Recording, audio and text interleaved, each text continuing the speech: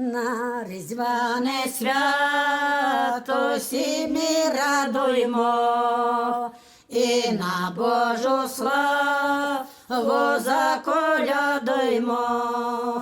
Христос народився із Діви Марії на різдвяне свято, як світ зліліє. Вже темная нічка землю криває, а пречиста діва місця шукає.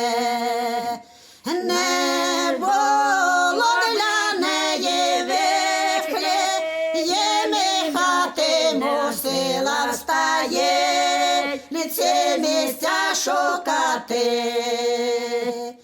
Котра найясніша зірка світила, і над стаєнкою низько спустилась, і причудне світло стаєнко окрило, де пречиста діва сина родила. Найперше пастири до стайні вийшли, бо вони ангельський голос почули. А за ними цари, що принесли дари, на коліна впали, поклін віддали. А ми також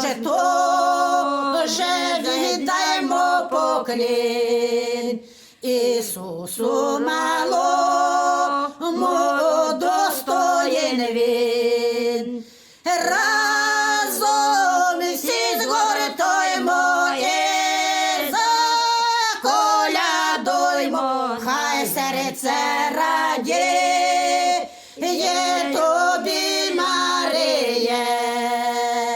І разом всі згортуємо і